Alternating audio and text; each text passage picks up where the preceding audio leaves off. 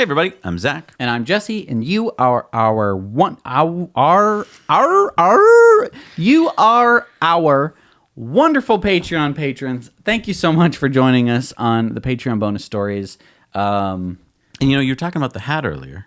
I was talking about the hat. So And I'd kind of forgotten about the hat. Some of you have this. And if you see someone walking around with this hat, You know that they're a patron of the show. it's like you're like in a secret club. You are technically in a secret club because not a lot of people know that if you're wearing the hat, then you're part of the There's gang. almost 3,000 of you in the world. And so now it's actually getting to the point where you bump into each other because I've gotten your emails where you tell me, like, I met this other patron of yours and then we hit it off because we both like Zach and Jesse. So that's kind of cool. I never thought that we'd get to this point. Yes, and I'm so glad that you're joining and that there are enough people to where that can actually happen. Because when there's like 25 people, it's like you could be spread across countries. Right.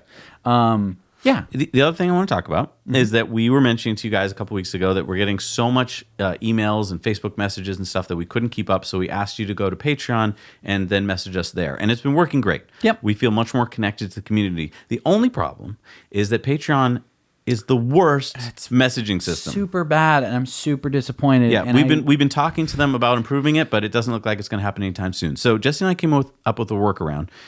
We want to try this out and see if you guys like it. The idea is this. We're going to give you guys a Patreon code word every month. If you use that code word in, let's say, your Facebook messages to us or your emails to us, we will know that you are a Patreon immediately. We'll see that code word. It's not like a code word that you have to hide in a sentence. Please don't hide it in a sentence. Please put it boldly at the top of whatever it is you're writing to us. Put it in the subject line of your email. That we don't have to worry about the KGB. Right. This is just so that it just lets us know, that you are our Patreon, and that way you can write to us on the thing that you're most comfortable. Because what I noticed is the messaging on Patreon doesn't really easily allow you to send pictures and videos, things that we love to share with each other. Right. And emails do, and Facebook Messenger does. So yeah, please send us that. Please avoid sending us like direct messages through Twitter. Yeah, we don't pay attention to that. I'm sorry. So there's only so much we can do. Yeah. So Facebook Messenger and email. Okay. And so the Patreon code word is Silverstone. Yeah, so we'll put it on the screen here. So put that in the subject title of any of your messages to us, and we'll know, oh, perfect, this is a Patreon. We'll read your letter. We'll get back to you. And if you could put it all in caps, that would be great. We would just catch our eye. It'd be like, hey, this person's a patron. Right, we just pull you out of the group and be like, oh, let's talk I don't have to pay attention to this guy who's trying to convince me that CO2 is good for the plants. Right. It is good for plants, but it is bad for the rest of the world. Yeah. I'm going to take my jacket off because it is warmed up in here. When we first walked in, it was 62 degrees, so that's why I had my jacket on. Yeah. Zach was very brave to stick it in the t-shirt. Yeah, I stuck it out. But all right, let's get into the first Patreon bonus story. All right, so staged or unstaged? Let's check this out. Perfect. He's doing it. Nice.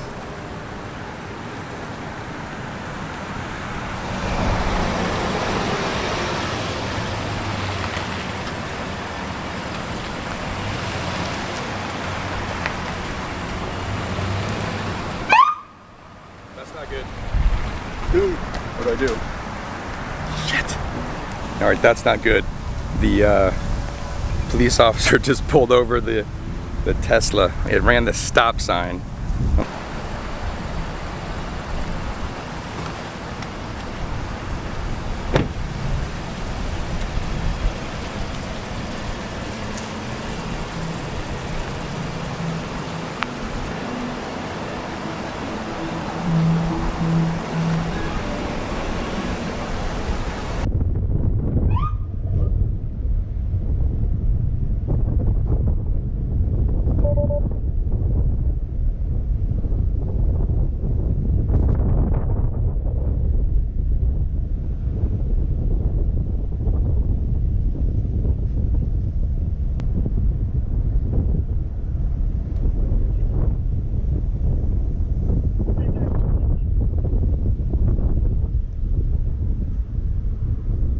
Yeah. Your car? Yes. What's going on, man? Yeah. It's my car. You know, ran the stop sign? Yeah. I didn't run the stop sign. Yeah, I know. I just don't know how I would do that. It's so the car, you can summon it, Yeah. and so it's like a new feature from Tesla that, like, if you were in a shopping center, you can bring the car to you, but apparently it doesn't obey stop Didn't work signs. that out yet. Yeah. Well, I don't know who to write the ticket to, so. Well, I wasn't driving. Yeah. You have your driver's license, anything like that, so I can just make sure everything's all good? Yeah, let me get that for you.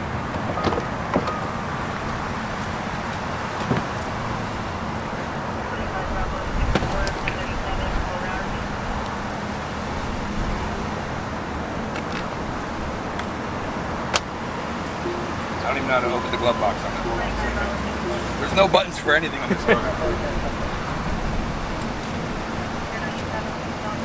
There you go. I can do that in a second.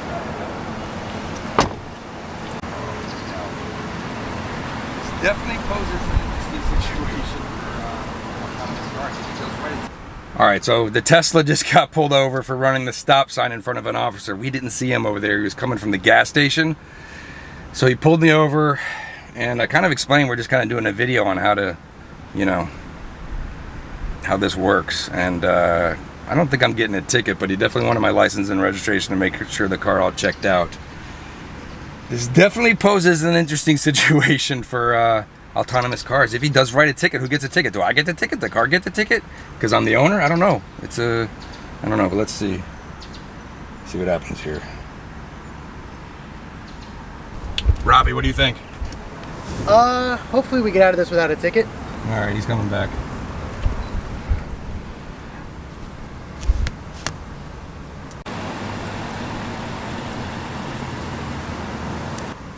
All right, man.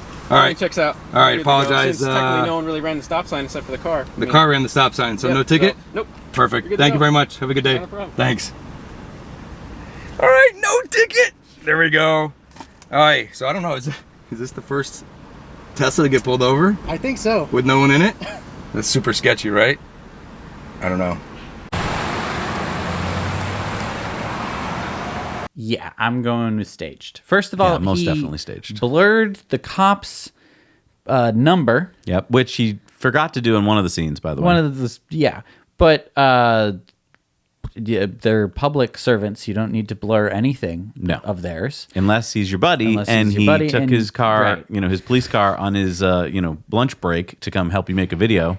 When that would be, not really. I don't think that'd be good kosher. if his sergeant found out about Yeah. that. So, also, there's no way if the guy was gonna pull you over, he was probably gonna give you a ticket.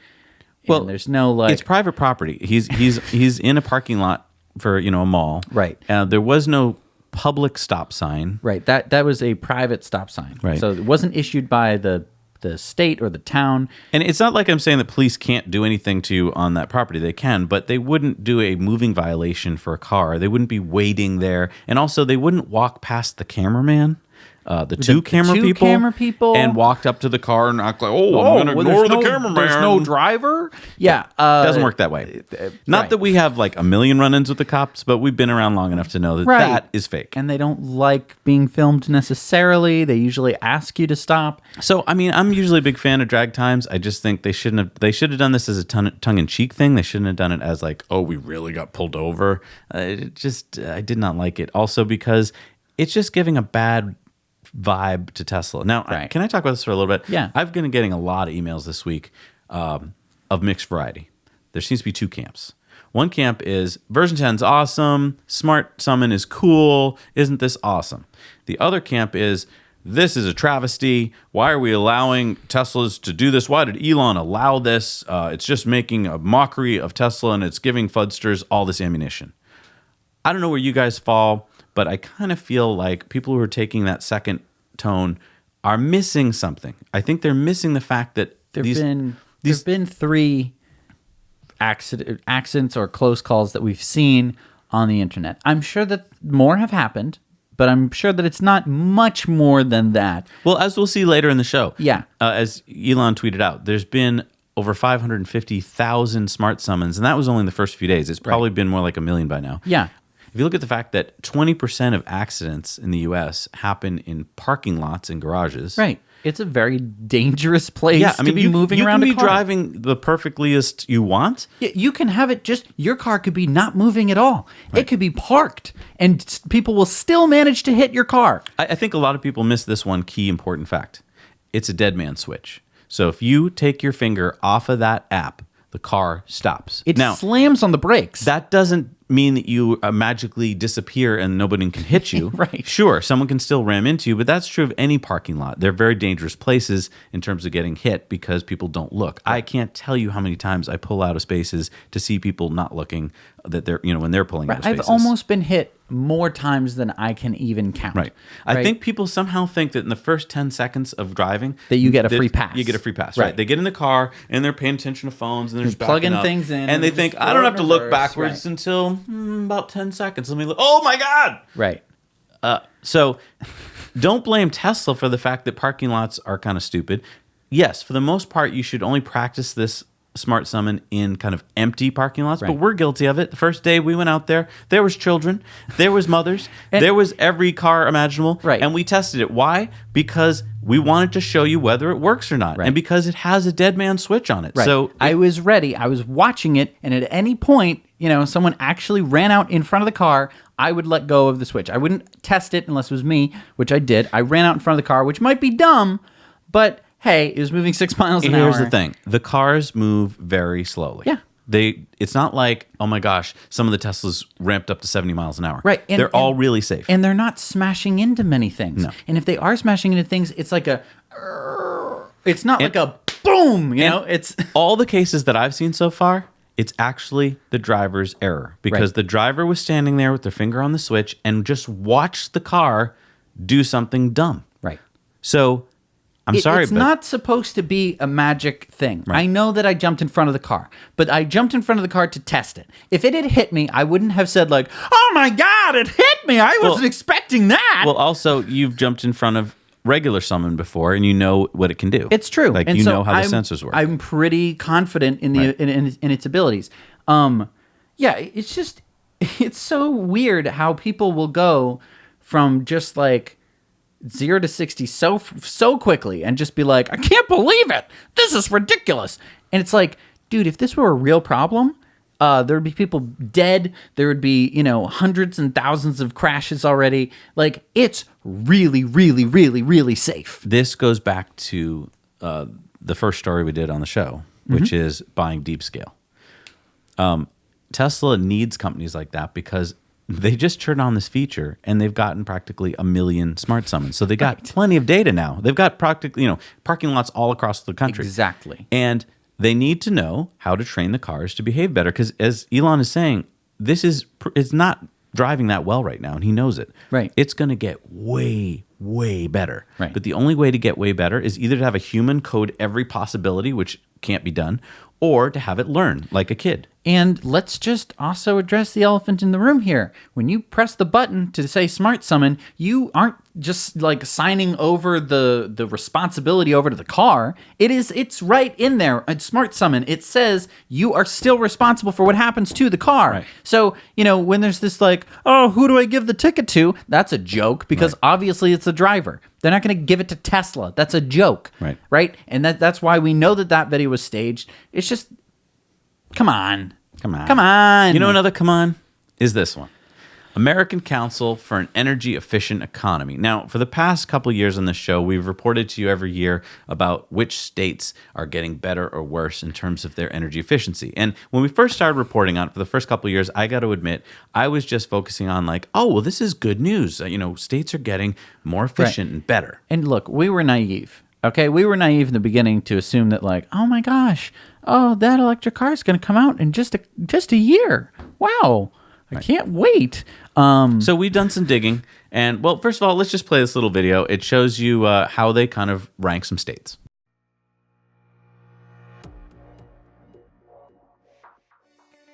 Hi, my name is Weston Berg. I'm a senior research analyst here at ACEEE, and I was also lead author of this year's State Energy Efficiency Scorecard. So the State Scorecard is an annual report intended to provide a progress report on how each state's doing with regards to its energy efficiency policies. So to do this, we look at 30 different metrics across 6 different policy categories that include utility regulations, building energy codes, transportation policies, as well as other state government-led actions that support efficiency upgrades. It's a really exciting year for states, and we highlight a range of best practices and national emerging leaders. There were several noteworthy trends in 2019.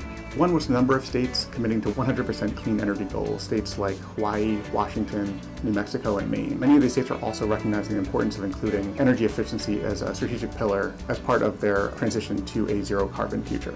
There was also a surge in state-level efforts to carry the flag for energy efficiency in areas where we once saw more federal leadership. These include vehicle emission standards led by California, as well as appliance standards. So this year we saw major appliance standards signed by several states, including California, Colorado, as well as Hawaii, Washington, and Vermont. We also saw a lot of activity on building energy codes, with a number of states adopting the latest codes, the 2018 ICC. These included Nebraska, Maryland, Illinois, and Ohio, as well as others. Massachusetts took first place in this year's scorecard, followed very closely by California. Massachusetts has long been a leader in terms of utility sector energy savings, and this year approved new 3-year energy savings goals. So California took second place this year. Their efforts have been really important in terms of spurring national level efforts and setting the pace for federal efficiency standards. For example, this year, a variety of states, including Hawaii, Washington, Nevada, and Colorado, all adopted appliance standards modeled after those of California. Other states in the top 5 included Rhode Island, Vermont, and New York. All of these states have really been proactive at raising targets for utility savings, as well as advancing energy efficiency in the transportation sector and adopting new building energy codes. Maryland was the most improved state in this year's scorecard. The state's utilities have really stepped up their customer energy efficiency programs in response to statewide targets to achieve 2% annual savings. Hawaii and New Jersey also showed significant improvement in this year's report. The scorecard is a really helpful tool to get sped up on all that's been happening with regards to energy efficiency by states this year, and there's been a lot to keep track of. We also have companion resources available to download, including state one-pagers and ACEEE's state and local policy database that provides summaries of what states are doing on energy efficiency in several different policy categories.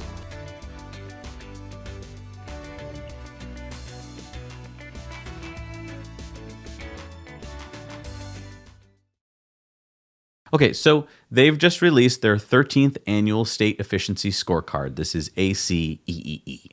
And they use 30 different metrics. Right. But here's my question.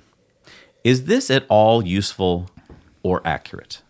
Because all they're talking about here is energy efficiency. They are not talking about renewable energy. Right. They are not talking about EVs. They're only talking about using the existing grid and whether or not you're doing it efficiently. Right. And look, I don't think we would have uncovered this if we lived anywhere but the number one state on their scorecard, Massachusetts. Yeah!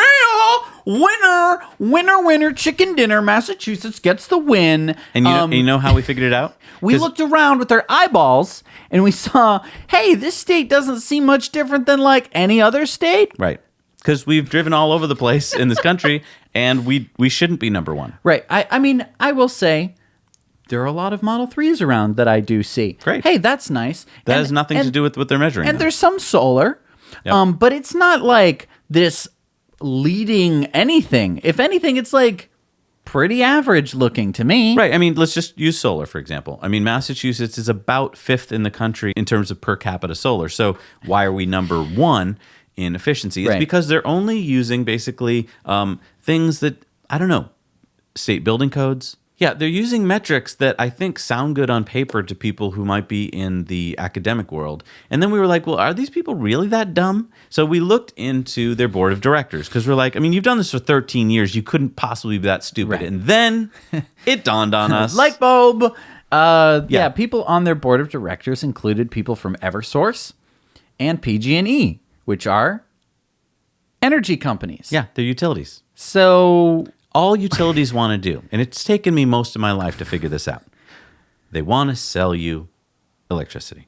Okay? that took you your whole life to It figure did. out? It Because did. that's literally their whole job is to sell you electricity. But here's the thing. Yeah. I thought I thought most of my life that these were just wonderful people that were Wanted just to power the world. Just wanted to power the world. Right. What I've realized now is that they're monopolies, and you have no choice, right? Most places you live, you can't be like, which company would I like to supply me with my power? Right. There's no like two cords hanging down from the telephone pole, Right. and you're like, I think I'm going to choose the green cord. You know, Right. like no, there's none of that. And- It's just connected to your house. Every now and then, a law will come along that'll allow you to choose something like, oh, I'd like my power to come from wind or from solar or something. But most of the times, these guys fight that. Right. Because they want to stay a monopoly. Right. And so these efficiency things, this is a nonprofit, by the way, this ACEEE. And that sounds good, right? It's a nonprofit. But yeah, if the board of directors is made up of utility company people, then basically what we're saying is this is just a way for them to go, see, we're really doing our darndest to be great citizens to the community. We're working for a future in which energy efficiency helps the United States Right. achieve economic prosperity, energy security, and a healthy environment. Right. Now, if you want to do those things, you make renewable energy how you create the Yeah, electricity. It is the single most important thing that you can do. Yeah. Generate and store renewable energy and distribute it. just use these energy efficient light bulbs in your house. We have some appliances that are more efficient for you to use. Yeah, so- all of this is just so that way you can use fossil fuels more efficiently so Yes. that the fossil fuels look better on paper. Exactly. And so then it's like, well, it's not that bad. Don't worry about it that much. And their days are numbered. Yes. Okay. Microgrids are going to replace them. Their systems are so outdated and so stupid. I mean, look around your community. I don't know if it's anything like mine, but you're probably going to see telephone poles with power cables on them. And if you start remembering back and be like, when did those go up? It's like the probably turn of before the- you were born. Right, it was the turn of the century. And they could have done something different in that time, right? They could have buried them. They could have come up with better ways to transmit the power. Right. They don't care. Right. Whatever is the cheapest for this quarter, the next quarter, and the quarter after that. That's basically all they care about. They don't care about burying power lines, right? Because if you look out, and this is New England, so it's a little bit different, but everywhere you look, there are power lines, and then there are tree limbs hanging right over the power lines. And it's been like that all the time, and every winter, every blustery day, you just, walk in the house and you're like, why is it cold in here? Why are all the lights off? And you're like, oh, the power is out. Right. Great. Just because some tree happened to, it's like, oh, is this a new phenomenon? Trees? Really? Is this new? No. Bury the damn things, and then we would at least be like, well, at least they're looking after the buried power lines. Or how about this one? Transformers. I don't know about where you live, but my entire life, whether I've lived in the city or the suburbs, you wait until a transformer blows up before they replace it. Right. They don't replace it before it blows up. Right. Why? Because why should they? Right. It's just cheaper to wait till it blows up. And I remember there were some really, really crazy nights last winter where the power was already out at my house, but transformers were just blowing up left and right. You have to get this green glow in the sky of transformers exploding. I remember driving home in a snowstorm, which probably wasn't the smartest thing to do, but, I had to get home. And there was a tree leaning on a power line, and it was on fire. And I was like, this was the third time I had to reroute because trees were blocking the road. And that's, I'm not going to blame them for trees blocking the road. I was just like, I have to drive. Well, under actually, this. you should blame them for that because the whole thing that the utilities have been saying is don't make us bury the lines. We'll take care of the trees proactively. Right. And they don't. And they don't. So they wait until trees fall down and then they're like, oh, we got to send out a team of people to cut them up. Right, and this is just the problem that happens in New England. When we talk about PG&E in California, they're starting wildfires. The giant wildfires were most likely started by electrical problems. Courts have ruled that they were responsible for most of the wildfires. So that's just It's like absurd. It's really scary that we have these monopolies and we somehow, for some reason, don't point at them and go, you're a monopoly. Hey, that's not like the game. That's not fun. Well, the game isn't fun either. That's bad. I mean, the Monopoly is such a perfect game. It is a to perfect game. explain what monopolies are. It's like when they came up with the game Monopoly that someone was trying to tell people how the world works. Right. And That's it's exactly somehow how the world stuck works. around, and everyone keeps buying the game. Because I've always because it's actually You learn something. yeah. You learn that your sister really can't stand losing. You learn how many kids would actually be good at it if they just got more training in playing the game. And you realize how nice it would be if you don't follow the rules exactly and you're like, well, I have so much wealth of this paper fake ass money, and I could just give you $200 and it's okay that you landed on my hotel. You can just stay in my hotel for free because we're friends. Right. And no, we don't do that. We say, oh, you're going to have to go to jail. You lose. How nice would it be if they taught you how to relate Monopoly to the real world in school? Yeah, Just saying. just saying. All right, let's go to this story. This is, well, I'm going to call this story 160 times. Take a look. See if you can figure out why.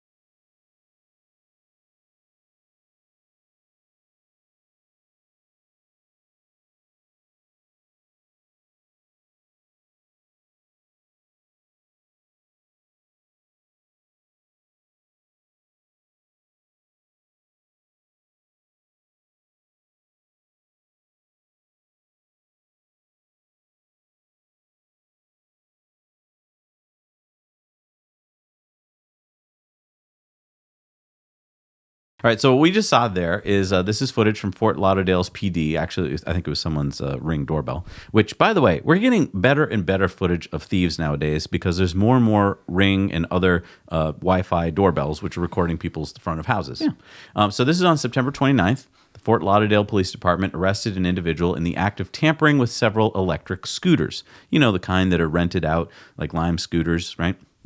Further investigation revealed a total of 20 scooters were located nearby with severed brake lines. The suspect has been identified as Randall Thomas Williams. Date of birth was 6/30/1960. He's a resident of the city of Fort Lauderdale. Now, Thomas has been charged with criminal mischief, which is a third-degree felony. And before you say, like, oh, well, that's not fair, there's only 20 scooters, he did this 160 times. Right. It wasn't 20 scooters. It was actually 160 scooters that he cut the brake lines of. Now, you might be saying, Zach and Jesse, you talk about electric mobility. What does this have to do with electric mobility besides that these were scooters? They were scooters. So you landed it right there. Right. And he severed the brake line of 160 scooters. So here's the thing. I'm he sure that somebody buzzed by him one day and made him angry. Okay. I'm sure that someone wasn't riding it properly. I'll give him the benefit of the doubt. Okay. So you got a couple choices. One is you go, darn you, yeah, Right. and then just go home and cool off. Have yourself a nice tea. Or you go, I got an idea. I'm going to walk around at 3 o'clock in the morning and I'm going to cut those goddamn brake lines. That'll stop them. And, Did it work there, well, Randall? let's just talk about options here. One idea would be to try and pass some kind of regulation in your city or town. Sure. To either limit electric scooters or to give them a place to ride. Okay, but slow down for 1 second. Yeah. There's so many people which immediately have a knee-jerk reaction to when I say the word electric scooters. They do. And I think that came about because they were introduced so poorly into some cities. It was the worst introduction of So anything. I totally get It's like that. if you had introduced someone who was like, and introducing Doug the Man. And he just came out and he was like doing the worst thing you could possibly imagine. And everyone was like, oh my gosh. And there was like, coming to a city near you. But you and I have ridden electric scooters a lot around here and also in many cities. Yeah. And what I've seen happens a lot is as soon as someone sees you half a block away on a scooter, they automatically get mad. It doesn't matter how you're going to drive it. They're just mad at you. Right. And I think this is because they've been introduced improperly. Scooters themselves, to me, are no worse than bicycles. No. Anything you can do on a bicycle, you can do on a scooter pretty much. They go about the same speed, that you can ride them in the same places. And so, I don't think that many people are against bicycles. No, most people you ride a bike by and they're fine unless you're a motorist, in which case you're like, well, I can't drive on the street with bicycles. And I don't even think many people have been that upset about the kick scooters, the kind that you keep kicking off with your foot. I think they're just mad that you can just sit on your scooter and drive by them. I think they somehow just are like, well, that's not very fair because I have to walk. I don't know. It's just, I think that's what it is. I don't think that there's any reason. I mean, there's skateboarders. Skateboarders also have a bad rap. Sure. Let's be honest. But that's also just due to the 90s. Probably. And like, I'm punk always happy when culture. I see them because I'm like, they're getting exercise. Like, It's true. I mean, as long as they're not trying to do something to hurt somebody. And I'll be honest, electric scooters do give you a little bit of exercise. It is definitely more than sitting in a car. Yeah, and you're getting fresh air. Right. And you can talk to people. You can stop and you can talk to people. Like, it's a wonderful form of transportation. Jesse and I have done it a lot. There's nothing wrong with it. Now, I'm sure there's people who can do it poorly and badly, but you shouldn't blame the scooter because people are doing that. I mean, it's the same thing with cars. Like, would you just start slitting tires on every car because you don't like what one car driver did? Not slitting tires, cutting brake lines. Yeah, so let's talk about that for a second. He could have been slitting the tires. And look, if he were slitting the tires, I'd have been like, whoa, that guy's a jerk. Well, and I wouldn't have considered him to be like a danger to society. Well, I would consider that criminal mischief because to me, Right. criminal mischief is something like breaking someone's window, okay? That's criminal mischief. I think what he did was much worse because here's the thing. If you were to rent that Lime scooter the next morning, you would probably not notice anything was wrong with it. You would put in your card, you set your app, whatever, hop on it, kick off, zoom up to 15 miles an hour. ramp it up, get to your first intersection, slam on the brakes, And you're in the middle of the intersection. and you're dead. And 160 times. He Right. did that. I mean, it's the equivalent of doing it to 160 cars brake lines. Right. Because it's you even don't- worse because they actually have safety systems. They have Right. they have airbags and seatbelts. And so yeah, you'd cause an accident, maybe you would kill somebody. But at least it wasn't like, oh yeah, you're pretty much definitely going to get hurt. I don't see why he didn't get 160 counts of something much higher, like It's attempted murder. It's basically attempted murder or mean, something close to that. Because he could have just, kicked them over or cut their tires, like you said, and that would at least like stopped that. Right. from Then they're working. useless. Hey, I completely Right. get it. If you're like, whoa, scooters are bad, and you slit all the tires, I get it. And you come out as a millennial and you say, oh, no, shucks, all the scooters have broken tires. It also doesn't. It shows that this goes back to what we've talked about many times before about how people don't feel connected to their governments. Right. If he wanted change in his community, that's fine. He should go about it legally. He didn't know how government worked, and he thought this would work. Well, that shows you how dumb he is, because not only did it now give him 160 counts of criminal mischief, it also means that he didn't stop anybody. Those Lime scooters that have been damaged, they're insured. Right. So they get replaced. So basically, nothing changed. Just new scooters got put on the road. Right. It's so dumb.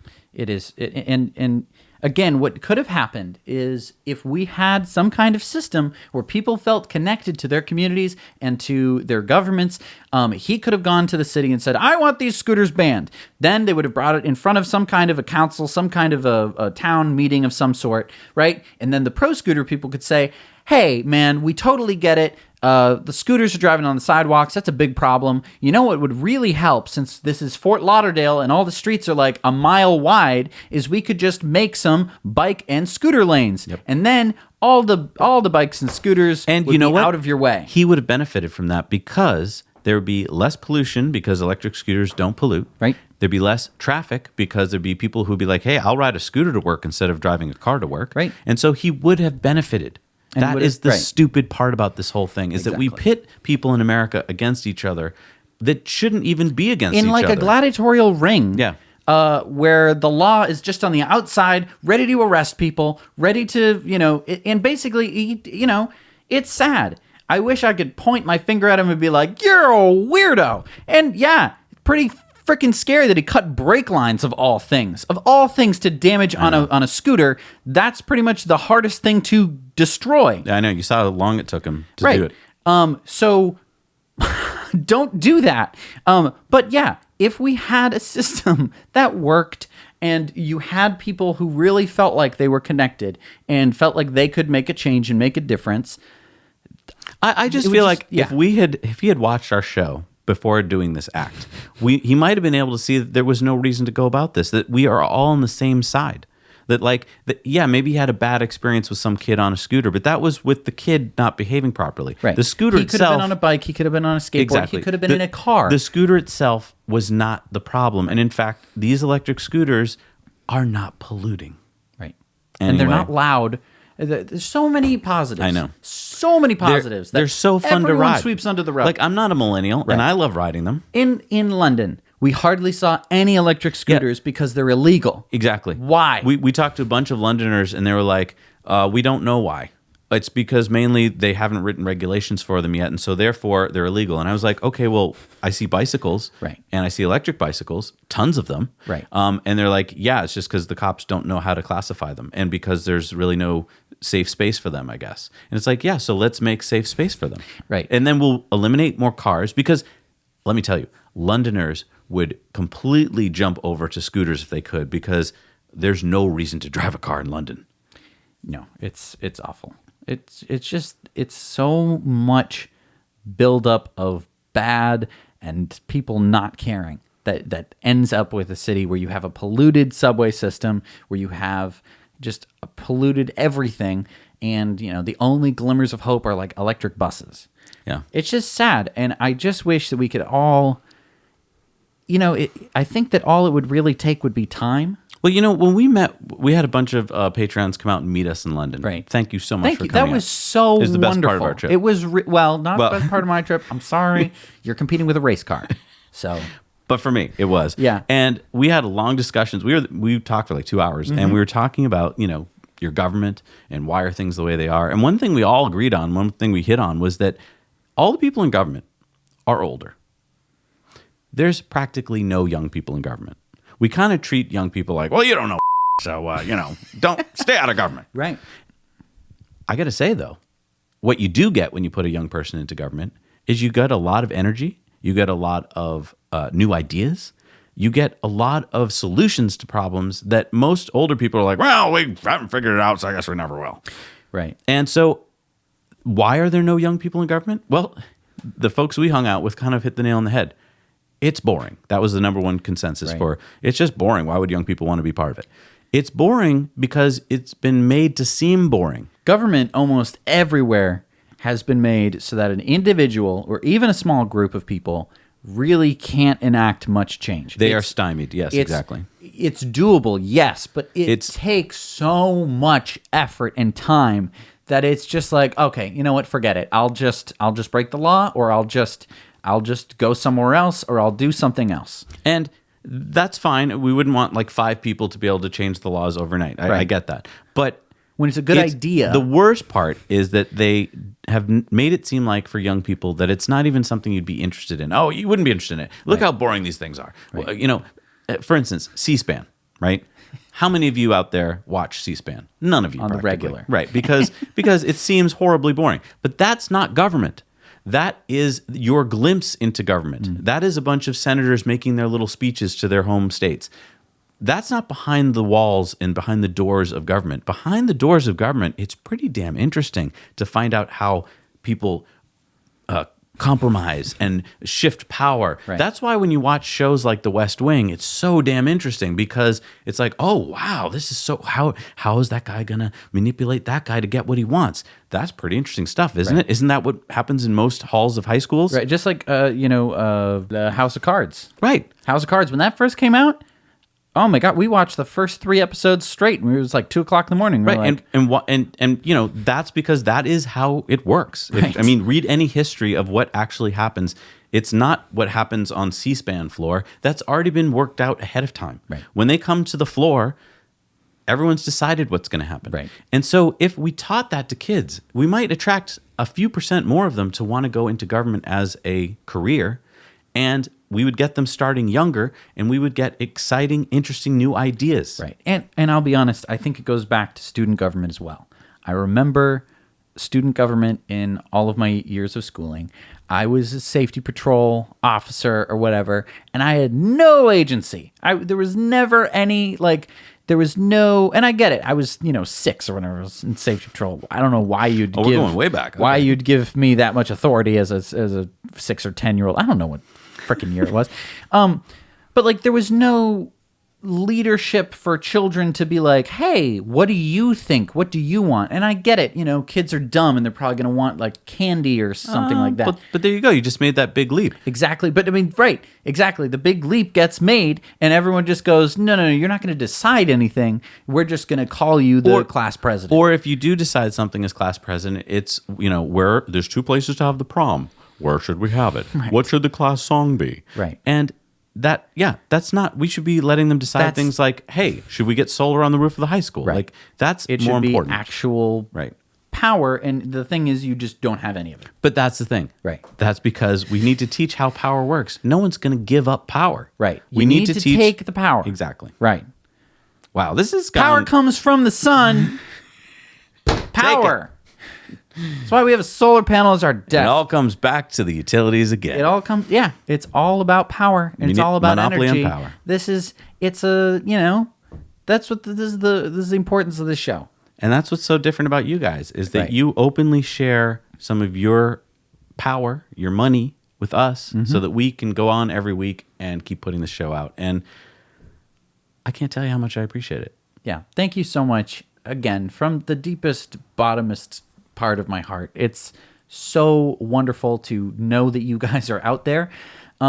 And it was really it was a really nice meetup that we did in London. I know that we did it really short notice. Yeah, can you imagine at like 10 hours notice that 6 people just dropped what they were doing, most of them played hooky from work, Right. and came out to meet us in London. Really, really appreciate Wonderful it. time. Yeah, I'm sorry we couldn't have scheduled that further in advance. It just the timing of everything Yeah. on that trip was a little wacky. Yeah, I mean, we were going to an event at Silverstone, and they let us know things like a few hours before. We So, were flying over the ocean Yeah. when they let us know the itinerary for the week. So yeah, I it's got like a second of Wi-Fi, and I'm like, oh, that's what we're doing.